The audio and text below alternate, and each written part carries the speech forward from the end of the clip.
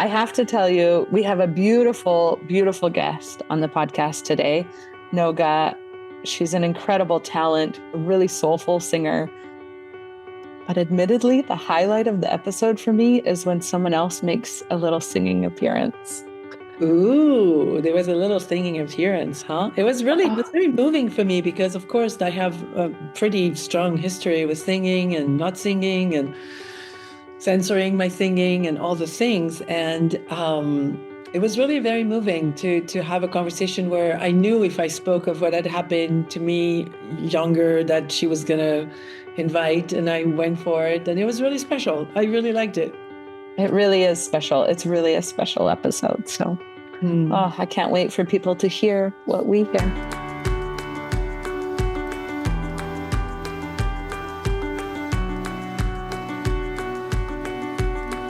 Good morning, everyone. Good morning. Bonjour. Bonjour. Good afternoon.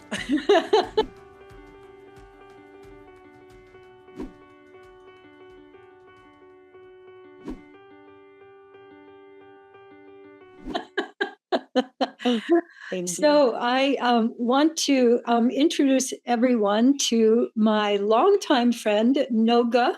And I don't know which last names you're using these days. I rarely use them actually, but if you want to have them, it's Rappaport Viradi. You can. All right, thank you. I'm going to Noga. You're one of those one name people, and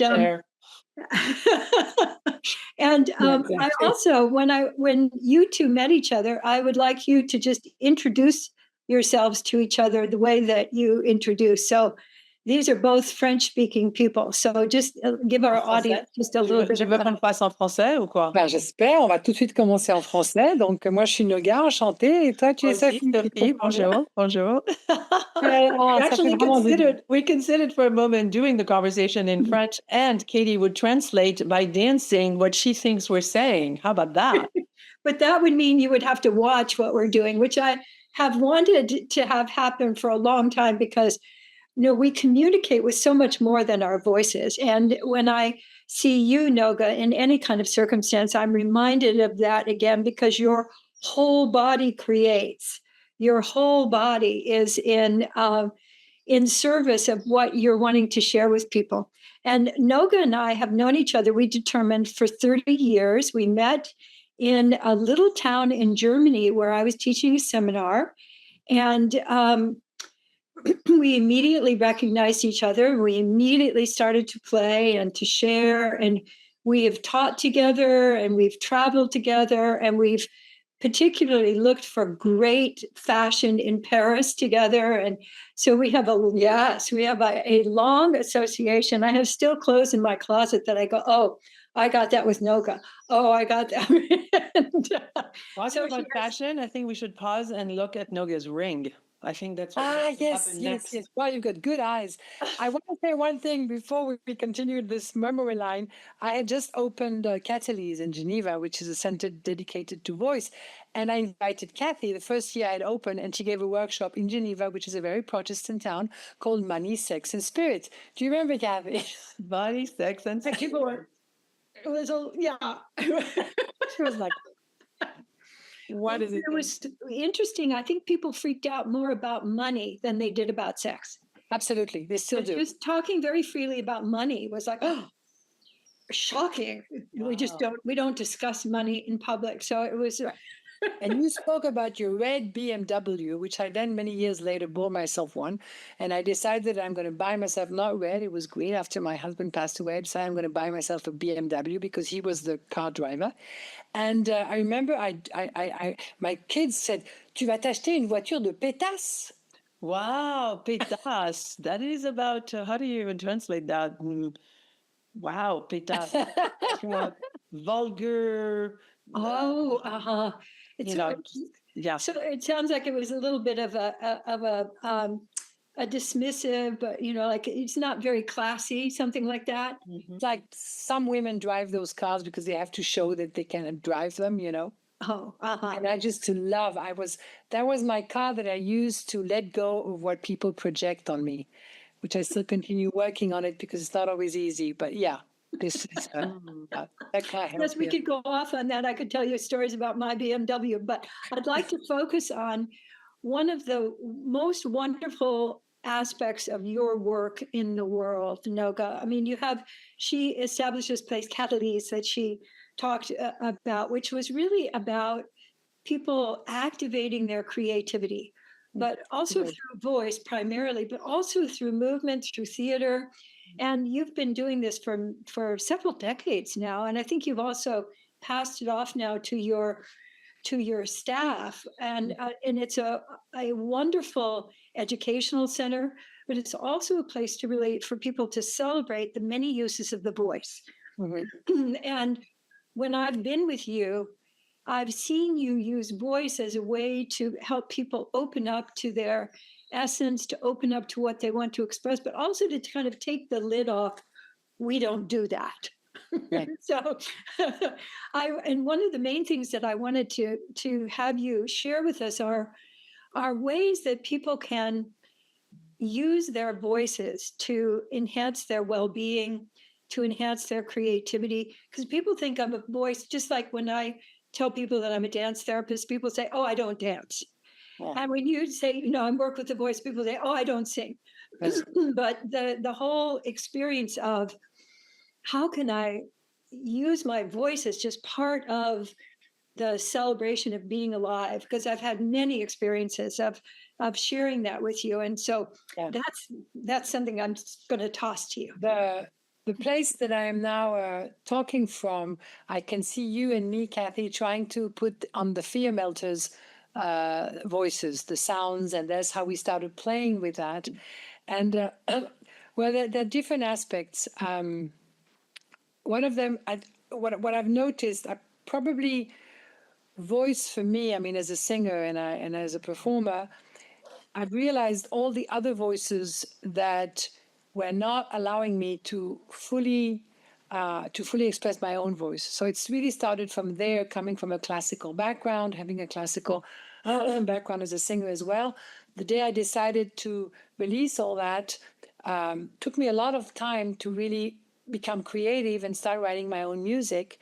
And I must say that meeting Bobby McFerrin and all that type of people, the improvisers, I felt suddenly that that was the only way I could release my control side.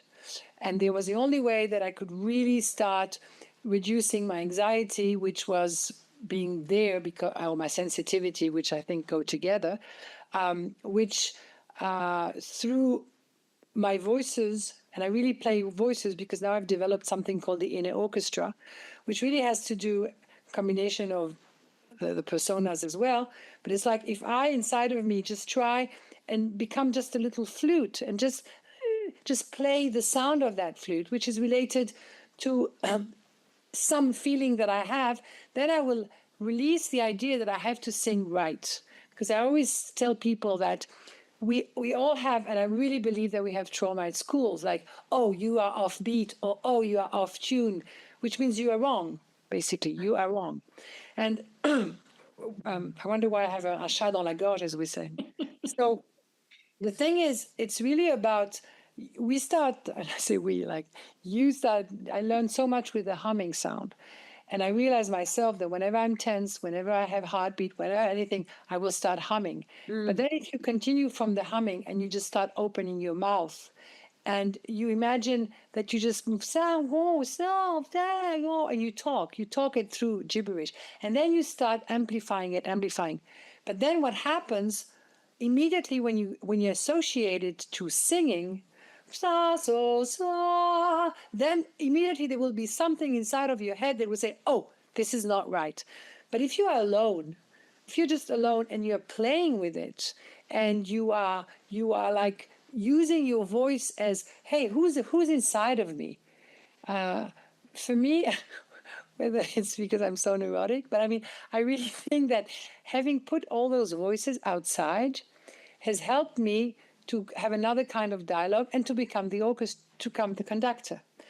And that leads to circle singing, to improvisation, and to all sorts of different groups that I teach as well. Yeah. Was I very clear as to what I was telling you guys? Please. Yes. Yeah. So what I'm hearing is that you're first dealing with people's fear of being wrong. Yes. And having them explore privately and really just get acquainted with their voices. Because my experience also is that most people are not really acquainted with their, what I might call their essence voice or their original voice, because they've already been trained. That's too loud, or ooh, that's screechy, or basically the way you're doing it is wrong. And so the way that you have people enter into this just sounds so friendly. Yes, well, the first thing I will do right now, I do not do individual work anymore. I do mostly groups. Now, it is also true that it depends what kind of audiences I have. When it comes to more corporate, you have even more fears because you don't want to be showing up that, oh my God, But when I do improvised, when I do groups, or if I work with art therapists, then I will be allowing myself, because of the basic contract that I have with them, to go into deeper areas. And what I find interesting is that depending the modality you use, there are going to people that are going to have a modality that is more body-like, more writing, more voice. But when it comes to voice, maybe it's me, I have a feeling that there is another vulnerability, because at that moment, it's really your inner instrument. It's like, and we are so used to, you see, we are not used to hear. I mean, I often tell people, put your ears like this and go against the wall, because we are not used to hear our voices. We don't even know what our voices sound like, because what we hear when it's recorded, when,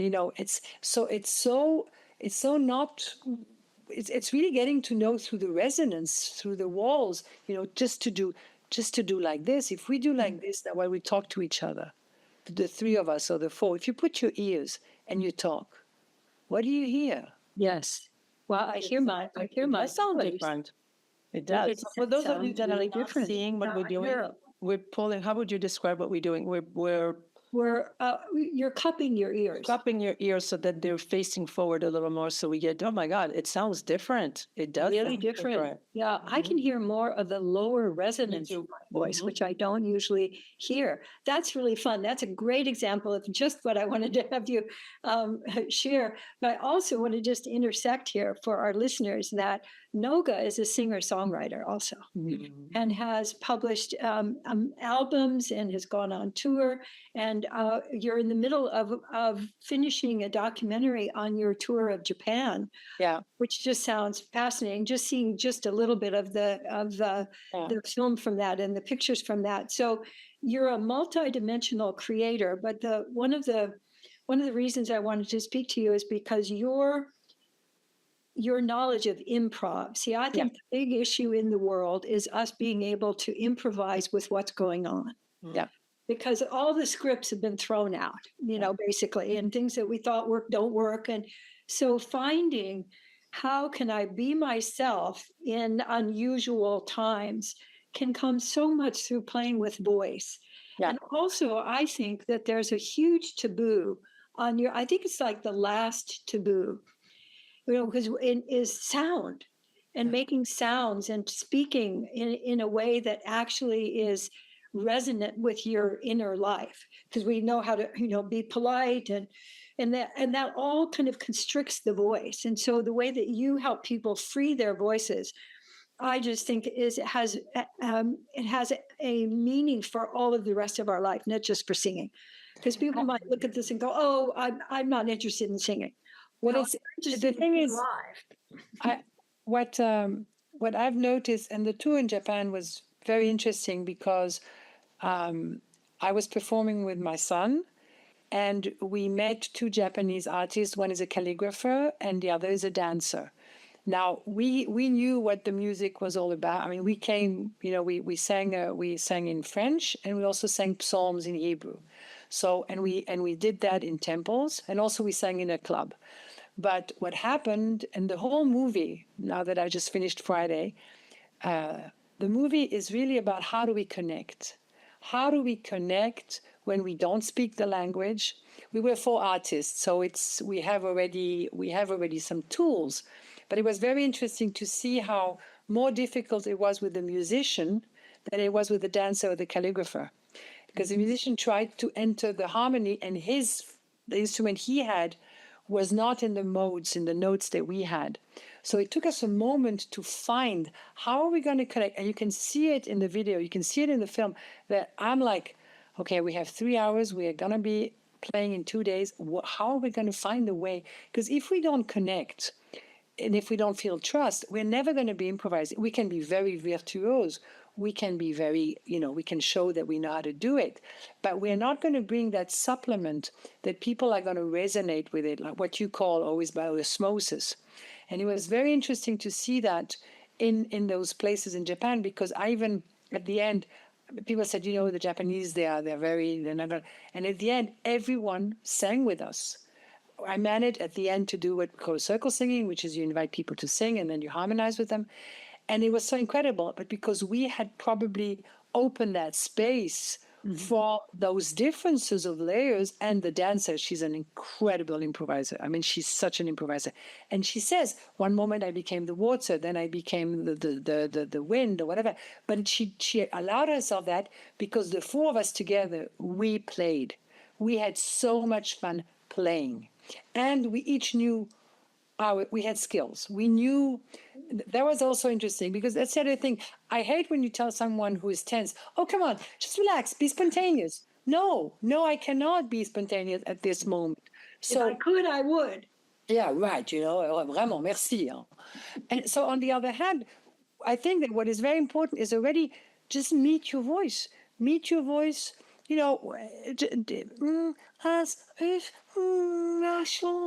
Just make sounds. And then it is true that if you can have your playlist, songs that you like, or instruments. I would prefer doing it with instruments, because I find out that sometimes when you do it with songs, I know myself, I'm like, I can't sing like that person. So it's just going to make me even feel worse. But if I put instrumental music or rhythmic music, and then I just fool around with it. I'll give you an example. When we were in Japan, we did a calligraphy class.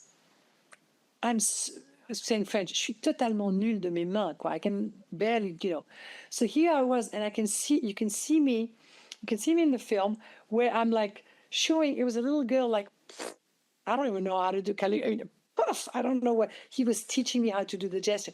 But whether this gesture is calligraphy, whether this gesture is movement, or whether this gesture is sound, we're talking about the same gesture. It's always that, breathe in, breathe out. But I have to allow myself. It's about allowing myself to go to those places, and then they will waken up. And I know that for myself for so many years. And thank God I met Kathy 30 years ago. Because that's how I met Kathy, by the way. I gave a class to improvise, and the person says, do you know her work? I said, no. She told me, I said, I'm going. Kathy and Bobby McFerry, it's those two people, they were like my mentors. So what happened is that I really know that inside it's about taking care of all those little voices. They were not allowed to express themselves. I don't know. My background was don't raise your voice. It's the children have not must be seen, but almost, not heard.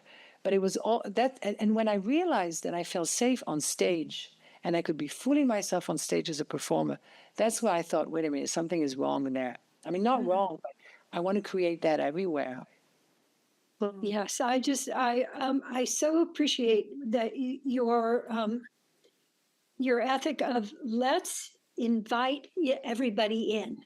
Yeah. Let's welcome all of the inner voices. And it reminded me of how I've often taught listening skills. And that's first by practicing bad listening. So we have everybody really actually listen to another person in all of these ways that are just totally wrong. And it frees up so much of, how people can then find their deeper listening. And so I love that you play with the voice in the same way. And you can also play with the instruments. You can imagine, okay, my judge, will he be a double bass? Dum, dum, dum, dum, dum, dum, dum, dum, dum, dum, dum. Or will it be a fa, fa, fa, fa? What kind of, because sometimes it's so difficult to even imagine what kind of sound those voices would have, right? But if I suddenly put them out there as instruments, and what is the impact that instrument has on my body, then that, if I take the judge or if I take the scared child or whatever, then I can, instead of trying to say, oh my God, what are the voices? Are they? Because then there will be another voice saying, that's wrong. So instead of saying, what is the effect that a voice has on me? What kind of effect does it have? Like an instrument, because it's a vibration, it's a resonance. And that's what I've started realizing, that I will, in a way,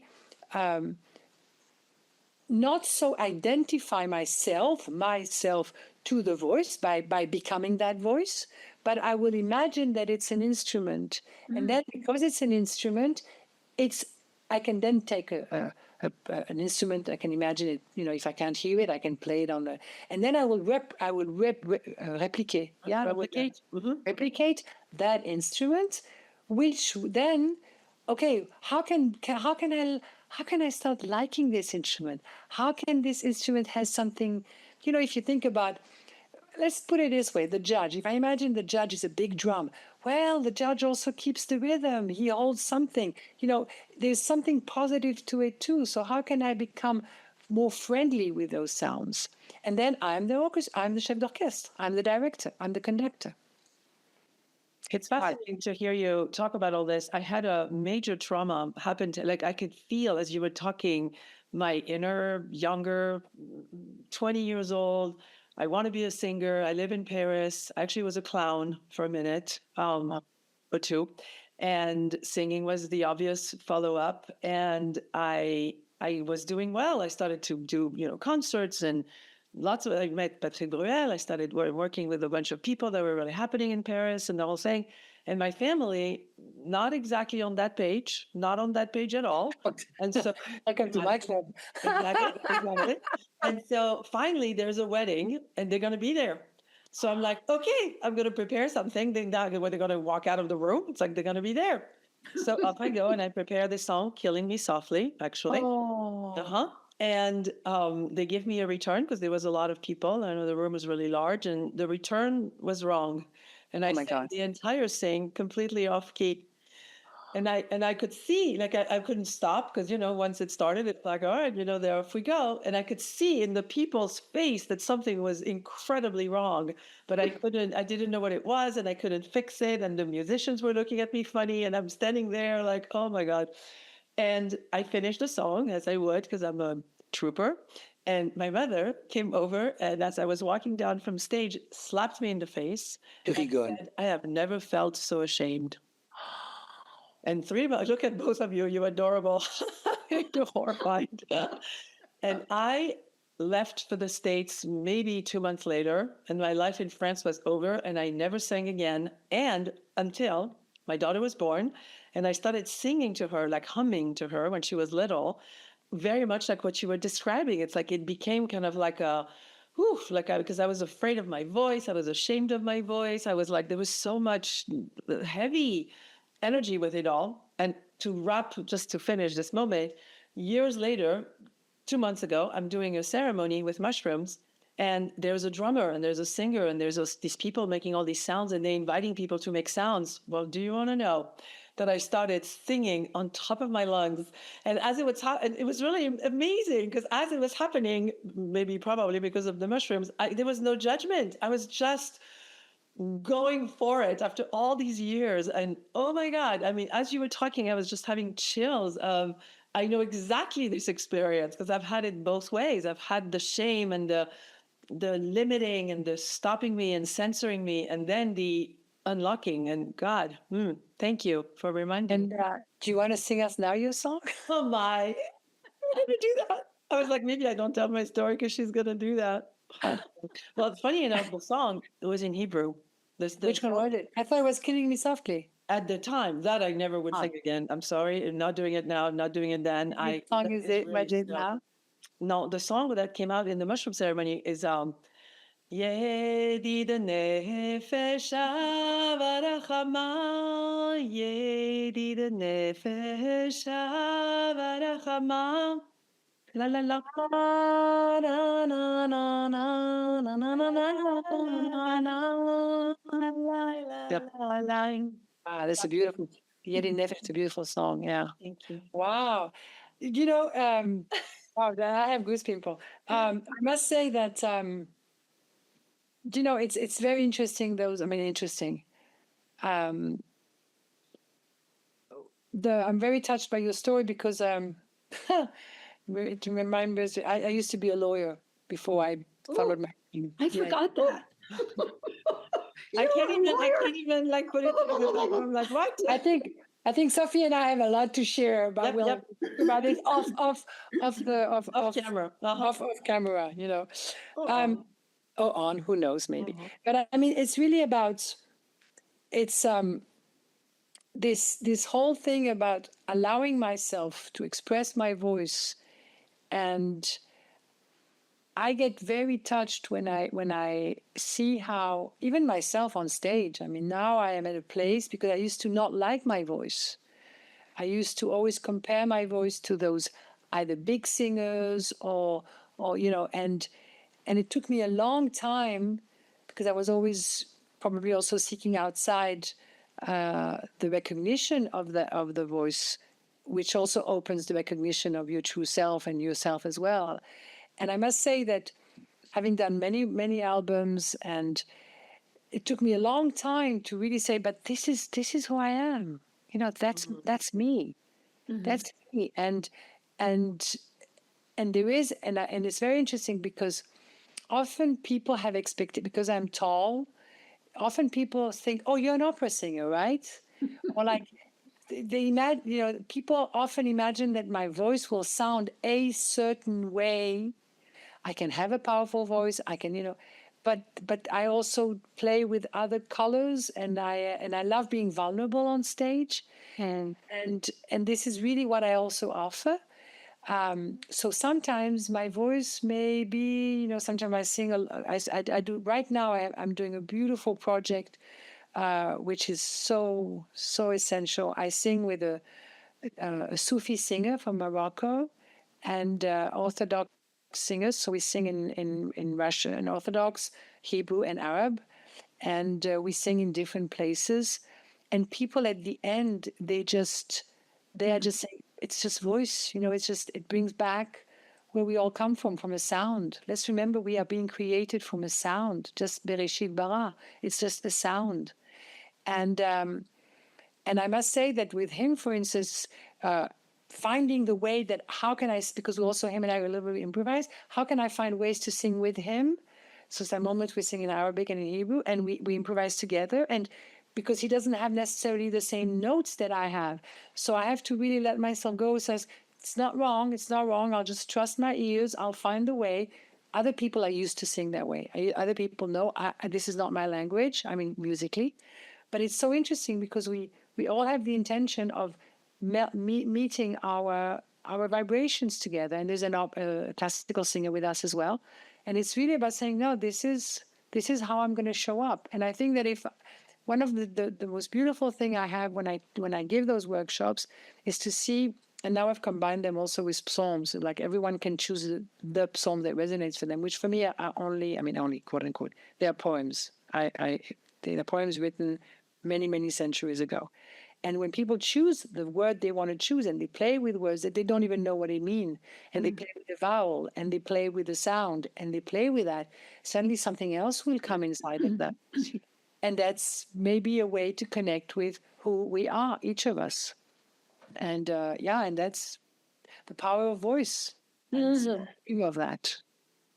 Yeah, I'm a strong believer of that. Part of the practice we've had on the show is to share how-tos, you know, like things that people can take home and or keep home. And you already shared the one with the ears and the wall, which I loved, and the one of like letting your body be an instrument and follow what the instrument would sound like. I wonder if there are other tips or practices we can share with people. The other practice, we're talking about gibberish, which Kathy uses as well. And I like the idea of just playing with those and discovering and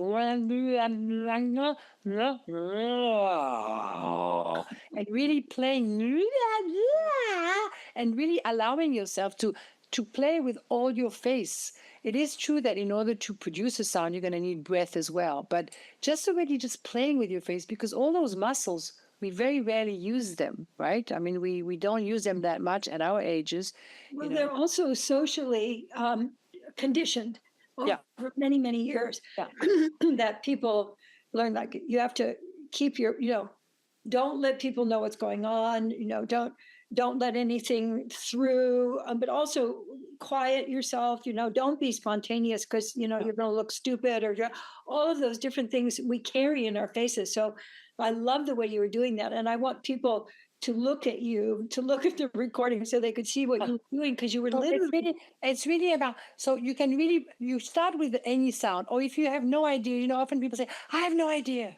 I don't have an idea. I don't know where to start from. Okay, so just take a book and open a book and take Monsieur. Voilà, Monsieur le Coucou. That's what the wife I have here. So I have Monsieur, Monsieur, Monsieur, Monsieur. And I'm going to play with the Monsieur. And I'm just going to play with that and see how I allow myself to continue monsieuring, playing with it. And from the I think vowels also, all different vowels that you can just play. But one other thing that I would also encourage people, if you allow me to give you any other yes, please, play games, it's also being aware of your voice. I know, for instance, if I talk to someone and I'm not very interested, okay, suddenly my voice goes so up. Or when in Geneva we say a lot, merci et pardon, thank you and sorry. So you go into a shop and you say, merci, au revoir, merci beaucoup, au revoir, pardon, au revoir. And my voice goes up there, which I'm not usually, my voice is more lower voice, right? So I think that it's also interesting are you aware of the tone of your voice? And I'm not talking about the quality. I'm not talking about whether you are tensed or not. I'm just talking in your range. Are you talking up there? A lot of people are talking like that a lot. I mean, why are we talking up there? No reference at all. Sorry. But I mean, just come down. What happens? What happens if I'm not nasal? There are also languages that will encourage you or not encourage you, will frame, will bring your voices to be at a certain places. But what happens if I go lower? Or you can also, another thing that I love doing is you take languages. I'm a very bad imitator. I saw one of your podcasts. It was this beautiful performer. She imitates so well. And I'm very bad at that. But I mean, just take some of those voices and start playing. Je suis and you take and you just you imagine I'm a Russian or whatever, and you just roll your R's. What happens in your body if suddenly you start having that kind of language? Like you, Sophie, I also speak a couple of languages, so it also helps. I must say, it also helps when you speak a couple of languages. You come from Italian or whatever, or German. You have more range. There's more. You all have more range. But I think it's really if I'm just in my head, the fat voice, or if I'm more there, or if I'm only nasal. What happens if I only talk like this? All the thing. And it's like suddenly, because I'm curious about the sound I will generate, I think there is that open space to, hey, I can be playing. I can be playing with myself, right? It could be fun. I was just thinking of people doing this in the shower. Yeah. Out on a walk. So to really honor the, I had my own, story of how my voice got in my way of giving a speech, running for an office in high school, and giving a speech. First time I'd ever used a microphone, and I was scared, and the fear came through in the microphone, and so. Instead of being elected, there was this other girl that I lost by 4, so there was this trauma associated with the way I speak. And what I'm hearing from you is to let yourself have the kindness towards yourself. Definitely. And starting there of getting curious about about your voice is really your resonance in the world. More than anything about you, your voice really leads everything else because it is sound. And so I just love that introduction to befriending yourself. Befriending, and you said in the shower, because the shower is the best place. The resonance is incredible, and I think that's great. You want to? I will just say one thing. We have two little vocal cords. They're very little, and they have to be taken care of. So I would first encourage to do very small volume. I would first play with the range. I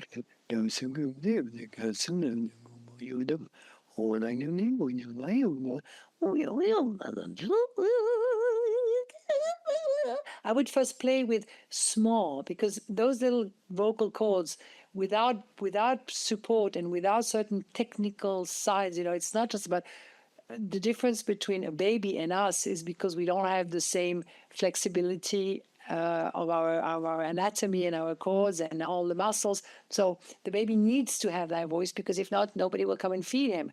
So we are not at the same place. So I always say, just be careful. Do not just say, okay, let's say, I'm just going to scream. No, it's like, it's good. I would, because I work a lot with feeling safe. I mean, I've not yet, no, but I haven't tried mushrooms. So maybe when you're under mushrooms, your voice is just so free that you don't hurt anything else. But I always say to people, just be careful, because it's not like, it's like if you wanted to dance, you're not going to start immediately doing a grand écart. It's a bit of that thing. So having said that, the more you really enjoy, you also, you play with your breath. Your breath is really, there's no sound without breath. So it's just, what happens if I put breath in it? What happens if I don't put breath? And then you can start singing and singing. But because a lot of people say, no, I don't sing. I don't sing. Recently I did that with a law firm, and they luckily the person who hired me didn't tell them they were going to be singing. They only said improv. Lawyers can talk; they can improvise, no problem. The moment they understood they were singing, they went back. But it's just lovely, because the speed by which we connected was incredible. See, that's the thing, because you allow yourself imperfection, you allow yourself vulnerability, you allow yourself to be wrong. And then you connect in another place, So I gave you three, four places to play, and then also the other thing too, and this we do a lot with the Hendrix. It's between the humming and the.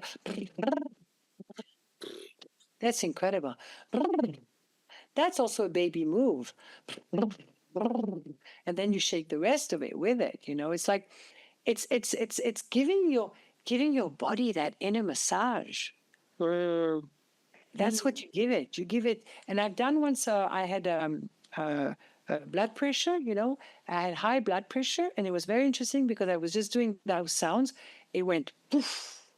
It went down so fast. So I always say, when I go to the dentist, I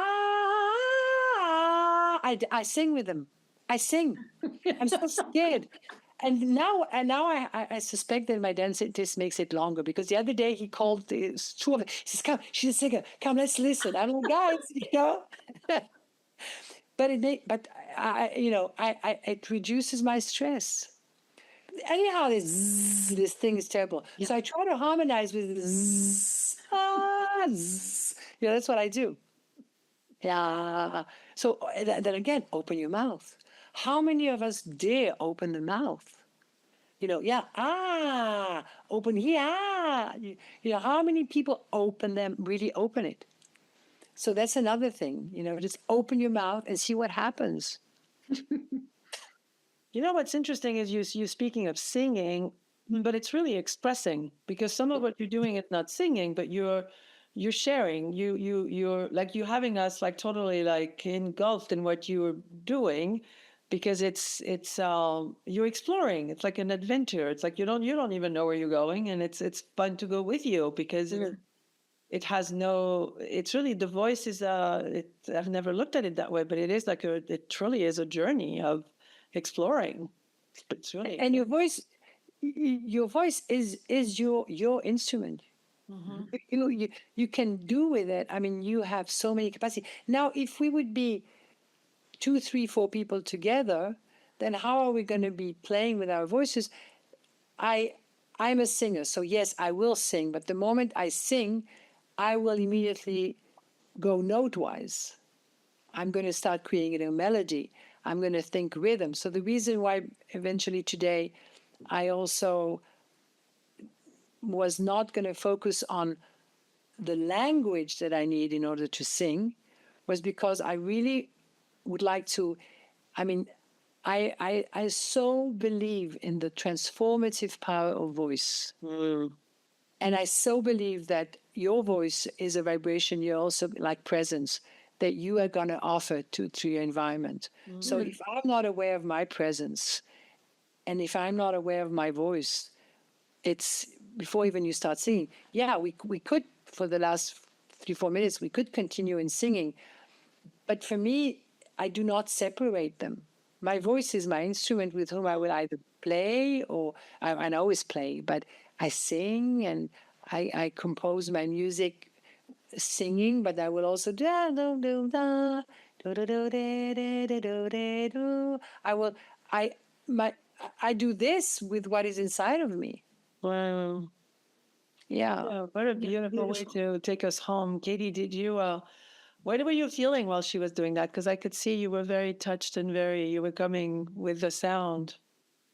Well, I was remembering when you were saying that your voice really is your instrument, and that and the way that you can use it. I was remembering how I've always talked to our cats. We have 2 cats who are 12, and wherever I've given them something, that I want them to know it's okay, and that they're safe. I say, "Good girl, good girl."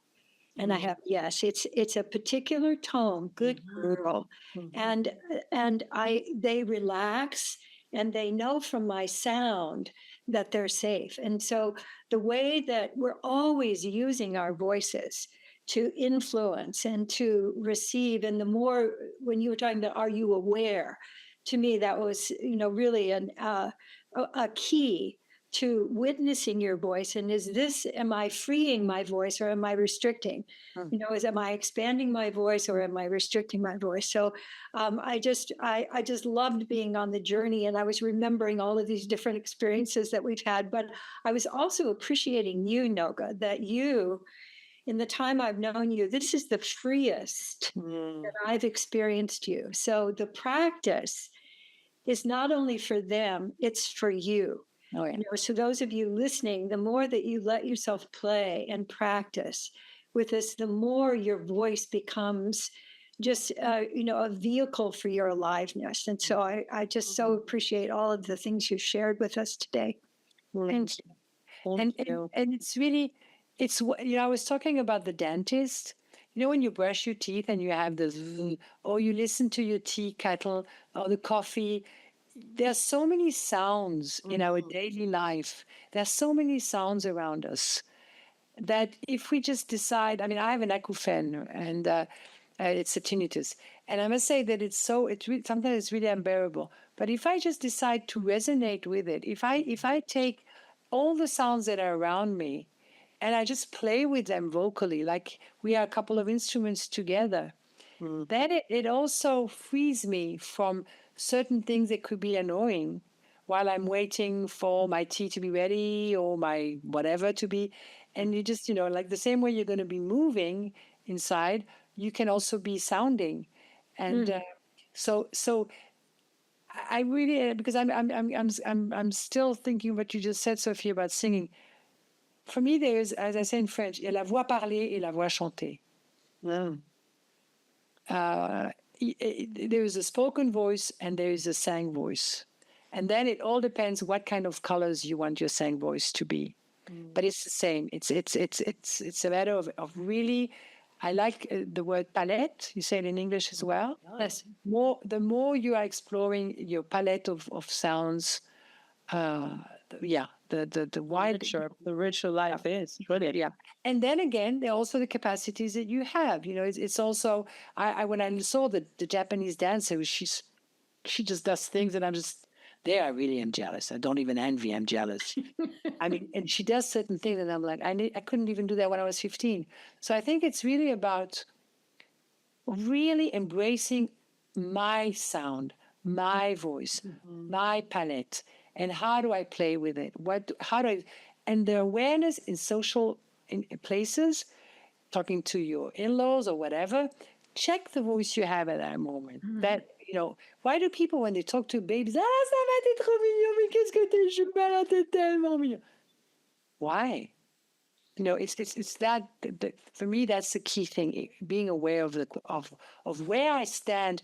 I like imagining that we are like a painting. And are you now painting the earth? Are you painting middle? Are you painting up there? And the more you're aware of where your voice is, the more you're like, I'm always more in that area. But you're not going to immediately have 4 octaves, and you may never have 4 octaves. Don't go for that, but go for that range. Wow, I feel like we just added a whole new expression. Like we talk about voice, but certainly not as in depth. And I'm gonna go sing after we finish now. Not mushrooms even, that would be cool. Let's meet there. Thank you so much for having us and be with us. And it was really delicious to be with you. Oh, so delicious. So lovely to introduce you and to introduce you to the world that can so use this kind of befriending your voice and befriending your own inner artist. So thank you so much. Oh, I love that. Au revoir. Au revoir et à bientôt, et j'espère qu'on restera en contact. Oui, bien sûr. À bientôt. Bye bye. Thank you and have a lovely day. Bye bye.